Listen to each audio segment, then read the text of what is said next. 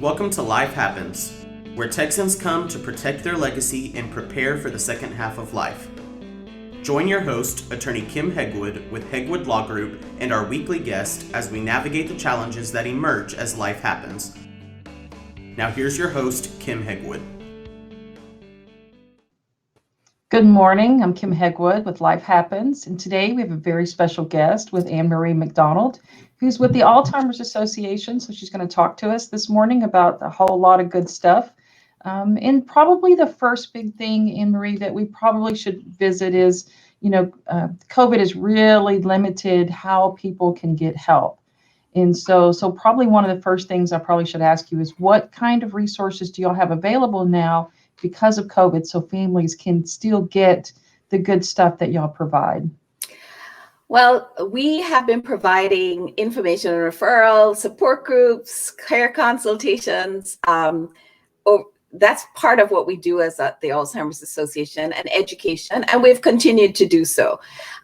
We shifted to virtual almost immediately. We've been out of our offices since March, but we have a 24/7 helpline that's run throughout the country. So all of our staff, they're working from home, but they're still answering the helpline and helping people.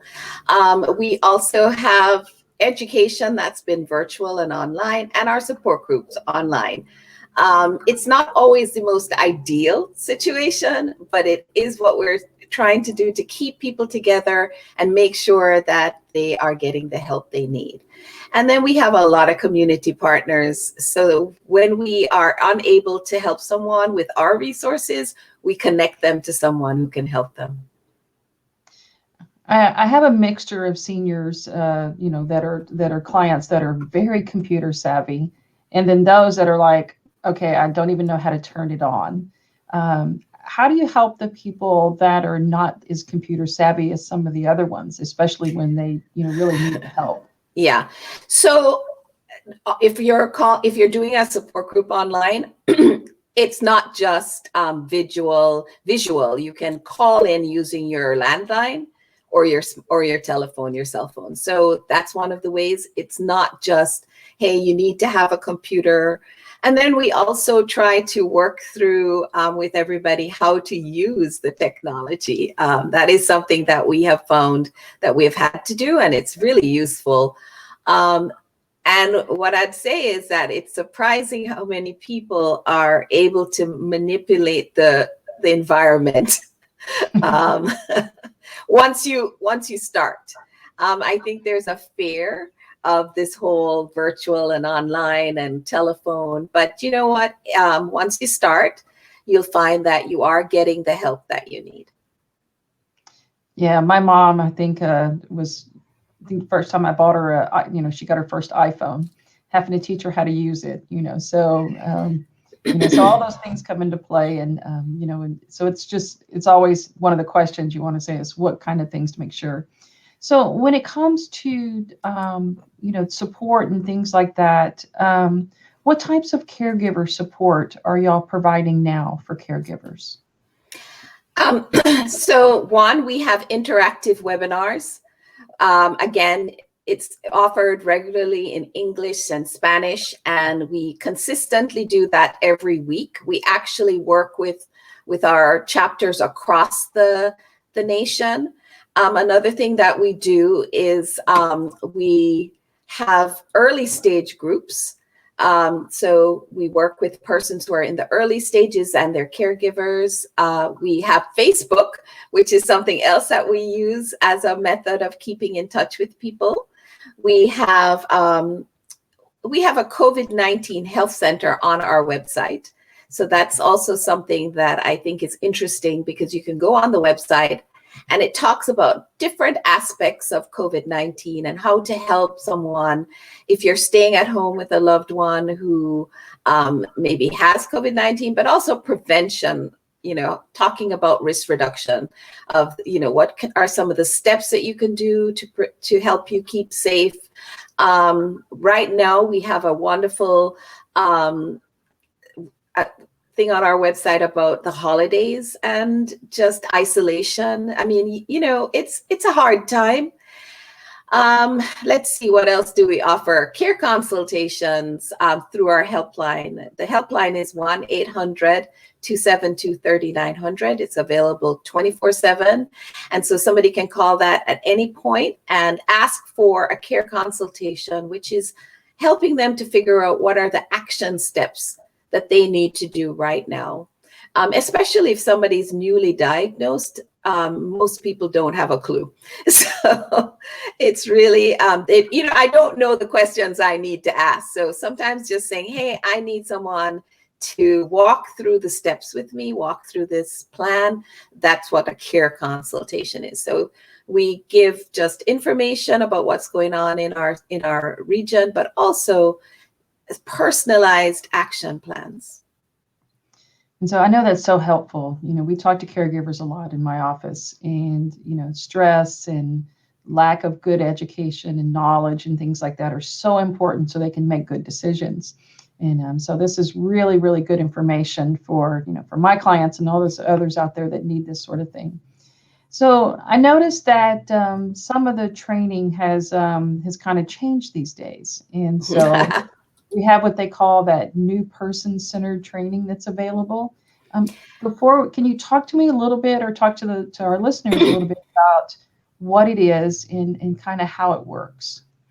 Yeah, so this is really for persons who are working in long-term care facilities usually, or somebody who maybe is an individual who wants to work with somebody with dementia, because what we've learned is that high quality care training really can lead to an improvement in the communication between caregivers and individuals who live with dementia.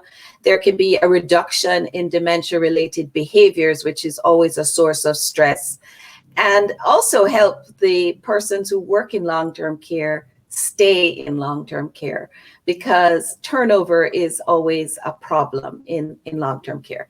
So what we have done is that we have a training and certification program, and this is based on the Alzheimer's Association Dementia Care Practice Recommendation, which focuses on person-centered care. So, over the years, the model has been the medical model, where you kind of listen to somebody and then give them a prescription. And what has happened over the years is that we have learned that, persons with dementia are individuals. We want to make sure that we are still preserving their dignity and working with respect. And so that's what person-centered care really focuses on. So we have a number of different aspects to that. An organization can, if you had a training program, they could make sure that it is developed with the most current and evidence-based care practices. And so they can kind of purchase just the certification exam and certify their staff. Or if they have their own proprietary training program that they would like to make sure it reflects the most current evidence-based information, then they can also purchase that separately. So all of this really this is one of our very few things that we have a fee for service.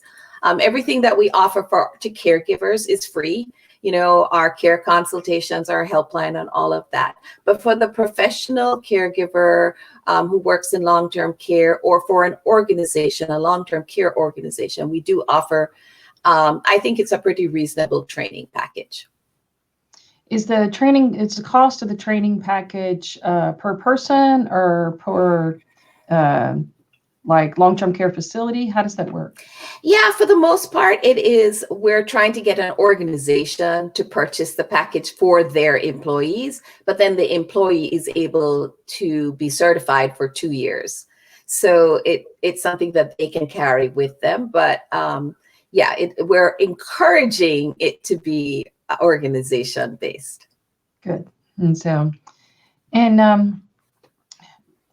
the new person-centered training is relatively new, and as far as what we're seeing and how people are getting taken care of these days, very much making sure that that like you said earlier, that the individual is getting the care that they need individually. It's not a one size fits all kind of thing. So that's really, really good. But so how is the Alzheimer's Society, and how are they supporting the research and these new research results that are coming up with these better training models and these better things that are going on that are helping people who have been diagnosed and caregivers and things like that? Well, the Alzheimer's Association has always been involved in research. In fact, in terms of impact of research, we're number 3 in the world. We're just behind the US government and the Chinese government in terms of helping to make sure that we're funding research and that we are supporting research and also advocating for research in the NIA, for instance, or globally. We just finished having our first Alzheimer's Association International Research Conference, in our international conference, which is usually held in person. We were able to hold it virtually because we had to, and it turned out to be the best attendance that we've ever had. And then in the in Houston and in the US right now, we are supporting a study, a lifestyle study, which it's being shown through many other research that lifestyle changes does have an impact on persons' risk of developing Alzheimer's. So we have a US study to protect brain health through lifestyle interventions to reduce risk, which we're calling US Pointer. It's a 2-year clinical trial to evaluate whether lifestyle interventions that targets like many risk factors can protect cognitive function in older adults, especially those who are at increased risk for cognitive decline. So persons who maybe have a genetic risk, or they're a first-degree family member, or they're not exercising, or their diet may not be the best, and things like that. And then in Houston, we are one of the sites that's recruiting for the Pointer study. And we work with Baylor College of Medicine and Kelsey Siebold Foundation to do that. So it is a great study to enroll if you're interested in that, if you want to get more information. It's alz.org/US Pointer. That's where you would find the information. Somebody to qualify would have to be between 60 and 79. Okay, so I'm not old enough yet, but I met a few of the other criteria. I'm like, yeah. Well, that's so fun. I should do that. And you're like, okay, you priced me right out of my age, thing. So I'm not there yet, but it does sound like a really fascinating, study in the aspect of, because they're finding that so many things that we do now are not necessarily good for brain health, and so we try, I try really hard to make sure, that my brain does a little bit more than just, the same things every day, so that it just kind of challenges it. So that definitely makes it a lot more fun. And that's the whole point of the study, though, is that we want to make sure we want to have good science. We all kind of have intuitively, we think we know, and sometimes there are anecdotal things that have happened. And there was the finger trial, which was in Finland, showed some really great results. And then there's been the Sprint Mind study, which talked about reducing your blood pressure to 120/80, and that seemed to have some results. So it's really, let's see if we can put all of these things that we think we know together, study it, and then see if it can then work for the larger population. Okay, I have to ask, because now you've done piqued my interest. What is the finger study? So the finger study is similar to, it's in fact the precursor to the Pointer study, and it's actually, there are many different studies around the world that are based now on the finger trial. But what happened was that they, in Finland, they looked at 2 groups of people where they were looking at exercise, diet, cognitive stimulation, and then managing your health, like your numbers, your blood pressure, whether or not you had any hypertension, things like that. And what they saw was that the persons who were doing that, where they were actively monitoring them and giving them the diet and the exercise program and all of that, that their risk actually was reduced. So the problem is that Finland is a much more homogenous society than the United States. We are very multicultural, and we're, so to see if this will also work here, we had to modify it a little bit. But we're also looking to recruit people who are very diverse, because I'll tell you that one of the things that happens with research is that many times it's a certain set of the population who want to do it because maybe they don't know, other people don't know enough. We haven't given them enough information. So we really are recruiting. The reason we were chosen Houston is because we're so multicultural. Yeah, I would think it would make a difference, because it makes a difference in so many other, ways, depending on the different cultures. So I think, hopefully there's people listening that, are of different cultures that'll come do the study with you. And because I think it just gives valuable information. Because things are, so many things are different depending on your culture, how it affects your body, how you react, things like that. And also, even food, how we eat, how do we cook things? There's such differences in that. How we exercise, what do we find fun, Is exercise fun? It's like walking the dog is always fun, fun for me. Unfortunately, he's got some hip problems now we've got to address first. So, yeah. But just getting out, I think just lately I've noticed that just getting outside just makes you feel better. And I think it's because we've been kind of trapped inside and, nobody really wants to go anywhere. That just walking outside and let the sunshine hit you makes a huge difference. And so it looks like for the U.S. point of recruitment, if they call 713-798-5452, that's a good number. Yep, they'll get more information there. I think the first step is to just call and ask and see if you qualify, and then they will work through the recruitment process. Well, I hope you have a whole lot of luck on that, because it sounds like it'll be a lot of fun. And years from now, when I'm old enough to do that sort of thing, I'll be sure to reach back out to you. Well, hopefully we'll have some great results that we're able to then share with the general population, and people can put that into practice. Yeah, and so definitely. And well, Ann Marie, I appreciate it so much for you coming on the show today. Is there any last things that you would want our listeners to know? Yeah, so I would just say, we still are here for you. Support groups, yes, the ideal might be to meet in person, but what we know is that Alzheimer's and dementia is isolating.